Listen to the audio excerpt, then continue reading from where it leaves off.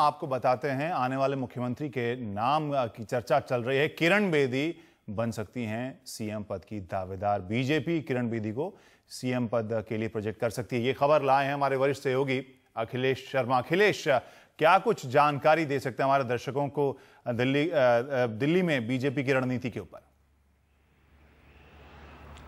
देखिए क्रांति, काफी लंबे समय से इस बात पर विचार पार्टी के भीतर हो रहा था, लेकिन जब विधानसभा चुनाव के वक्त किरण बेदी को टिकट का ऑफर भी किया गया था, लेकिन उन्होंने तब राजनीति में आने से इनकार कर दिया था। लेकिन अब उनकी ओर से संकेत आए हैं कि वो राजनीति में उतरने के लिए तैयार हैं। हमारे सूत्र ये बता रहे हैं कि अगले 2 दिनों के भीतर बीजेपी के एक वरिष्ठ नेता की मुलाकात किरण बेदी से होने जा रही है, जिसमें कि तमाम जो तैयारियां हैं और जो बाकी चर्चा है उसके ऊपर विस्तार से बातचीत हो जाएगी और खाका तैयार कर लिया जाएगा कि किस तरह से उन्हें दिल्ली में प्रोजेक्ट किया जाना है। हमारे सूत्र बता रहे हैं कि किरण बेदी को बीजेपी मुख्यमंत्री पद का उम्मीदवार घोषित कर सकती है, उन्हें उम्मीदवार के तौर पर पेश किया जा सकता है। इस बात को लेकर के पार्टी में काफी गहन मंथन हुआ है और करीब करीब पार्टी ने ये तय भी कर लिया है। साथ ही ये भी कहा गया है बीजेपी की ओर से, डॉक्टर हर्षवर्धन जो कि बीजेपी के अध्यक्ष हैं, लेकिन वो अभी लोकसभा का चुनाव भी चांदनी चौक से जीत चुके हैं।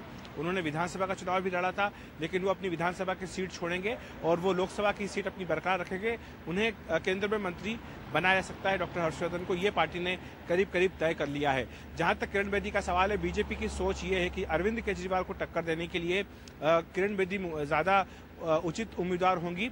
मैं आपको बताऊं, मैं अभी ट्विटर पे देख रहा था कि किरण बेदी का और अरविंद केजरीवाल का क्या कंपैरिजन है, तो मैंने ये पाया कि किरण बेदी के 1.9 मिलियन फॉलोअर्स हैं तो ट्विटर पर, तो अरविंद केजरीवाल के 1.8 मिलियन फॉलोअर्स, यानी दोनों की बराबर की टक्कर है। तो बीजेपी ने यही करीब करीब तय कर लिया है कि किरण बेदी और अरविंद केजरीवाल दोनों का मुकाबला दिल्ली में हो तो पार्टी के लिए बेहतर होगा। वैसे अभी जो हाल में लोकसभा चुनाव यहाँ पर हुए हैं, बीजेपी ने 7 सीटें जीती हैं। साथ ही अगर इन 7 सीटों को, लोकसभा की सीटों को अगर आप कन्वर्ट करें विधानसभा की सीटों में, तो बीजेपी ने 70 में से 60 सीटें जीत ली हैं दिल्ली में। फिर भी बीजेपी को लगता है कि अगर किरण बेदी को यहाँ पर प्रोजेक्ट किया जाएगा तो उसको ज्यादा फायदा होगा, क्योंकि आम आदमी पार्टी के वोट जिस तरीके से कम होने चाहिए थे वैसे कम होते हुए दिखाई नहीं दे रहे हैं दिल्ली में। यानी विजय कुमार गोयल फिर से यहाँ पर तस्वीर से गायब है।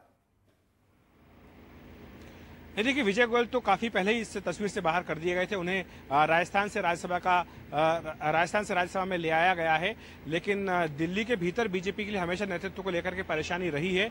ये माना गया था कि डॉक्टर हर्षवर्धन के आने के बाद ये इशू जो है एक तरह से सेटल हो गया है, लेकिन किरण बेदी के आने के बाद से एक बार फिर से जो मसला है अब ये फिर से सामने आ गया है। और हमारे सूत्र बता रहे हैं कि एक आध्यात्मिक गुरु जो हैं उन्होंने भी इस पूरे मामले में काफी पहल की है।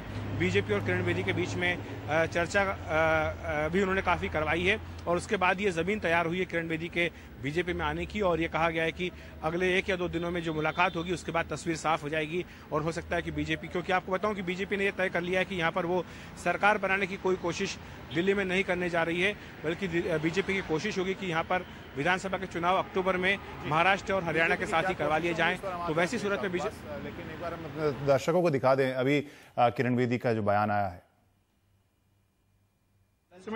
हमें एक्सपेक्ट करना चाहिए कि आने वाले दिनों में दिल्ली के मुख्यमंत्री के तौर पे आपको देखेंगे। देखो, मैं एक दिल्ली की नागरिक हूँ जो दिल्ली को बहुत प्यार करती हूँ। दिल्ली ने मुझे सब कुछ दिया है, दिल्ली ने मुझे सब कुछ दिया है। 35 साल मैंने दिल्ली पुलिस में बहुत कुछ सीखा है और फिर secretary to the lieutenant governor भी काम किया है, जहां मैंने प्रशासन को भी बहुत करीब से देखा है। तो इसलिए जो भी मेरी सेवा अब दिल्ली के लिए हो सकेगी मैं करूंगी, ताकि नई दिल्ली से पूरी Delhi, no chaos but order. Modi ji से कोई बातचीत हुई इस बारे में उनकी तरफ से? कोई नहीं, मेरी कोई किसी से बात नहीं हुई, मैं तो अपनी दिल की बात बोल रही हूँ। अगर आपको ऑफर किया जाता बीजेपी की तरफ से? अगर इस बार ऑफर किया जाएगा, पहले ऑफर किया था और मैंने अपने आप को काबिल नहीं समझा था, राइट? अब ऑफर करेंगे तो मैं अपने आप को तैयार समझूंगी। तो किरण बेदी यहाँ पर कह रही थी कि नो केओस बट ऑर्डर, यानी सीधे निशाना कहीं ना कहीं अपने पुराने सहयोगी अरविंद केजरीवाल के ऊपर भी था। जब मुख्यमंत्री बनने के बाद उन्होंने भी कहा था कि इस तरह से नहीं चल सकती है सरकार। अखिलेश, आपके पास हम आएंगे वापस। आप कह रहे थे कि बीजेपी एक खास तरीके से चल रही है दिल्ली के विधानसभा चुनाव को लेकर। क्या रणनीति है, क्या सोच रही है बीजेपी? देखिए, दिल्ली में विधानसभा इस वक्त सस्पेंडेड एनिमेशन में है क्रांति, और सुप्रीम कोर्ट में एक याचिका दायर की हुई थी आम आदमी पार्टी ने, जिसमें कहा गया था कि इस विधानसभा को यहाँ पर भंग कराया जाए, क्योंकि उन्हें लगता था कि बीजेपी यहाँ पर जोड़ तोड़ कर सकती है। लेकिन उसके बाद काफ़ी तेज़ी से पिछले 24 घंटे में दिल्ली में घटनाक्रम बदला है। आम आदमी पार्टी का रुख भी जो है वो कुछ बदला हुआ नजर आया था, लेकिन हालांकि आज सुबह अरविंद केजरीवाल ने यह स्पष्ट किया कि वो अब यहाँ पर किसी भी तरह के सरकार के पक्ष में नहीं है। माना गया कि जब कांग्रेस की ओर से उन्हें इनकार कर दिया गया, उसके बाद उन्होंने अपना रुख बदला है। बाद में उन्होंने ये स्पष्ट कर दिया कि वो भी यहाँ चाहते हैं कि चुनाव हो जाएं। बीजेपी ये पहले स्पष्ट कर चुकी है। हालांकि कांग्रेस के मन में जरूर दुविधा है, क्योंकि उसका प्रदर्शन बेहद खराब रहा है लोकसभा चुनाव में, और उसे आशंका है कि अगर विधानसभा चुनाव होते तो शायद वो अपनी 8 सीटें जो भी आज हैं वो उन्हें बचा भी ना पाए। लेकिन बहरहाल बीजेपी अब सत्ता में केंद्र में आ चुकी है।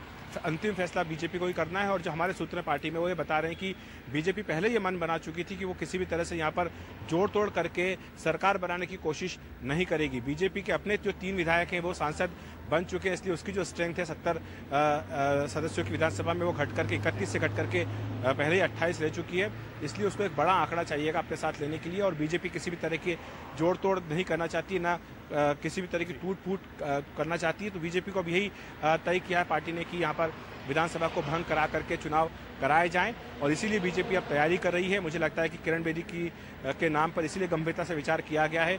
किरण बेदी खुद जो अभी तक राजनीति में आने से इनकार करती रही थी, उन्होंने भी आज जो अभी आपसे कुछ देर पहले जो आपने उनका बयान सुना, बिल्कुल साफ वो इशारा कर रही है कि अगर बीजेपी उन्हें ऑफर करेंगी तो वो अपने आप को इसलिए तैयार मानेंगी। तो निश्चित तौर पर ये एक पूरी बातचीत हो चुकी है, पूरा खाका तैयार कर लिया गया है, और अगले 1-2 दिनों में जो वरिष्ठ नेता की मुलाकात होने वाली है किरण बेदी से, उसके बाद ये लगता है मुझे तस्वीर साफ हो जाएगी। बहुत शुक्रिया अखिलेश शर्मा, इस सभी जानकारी। अखिलेश बता रहे थे कि बीजेपी मान रही है कि अरविंद केजरीवाल जैसी शख्सियत से अगर सीधे टक्कर होगी किरण बेदी की तो उससे उन्हें काफ़ी फायदा होगा। बहुत शुक्रिया अखिलेश इस जानकारी के लिए। और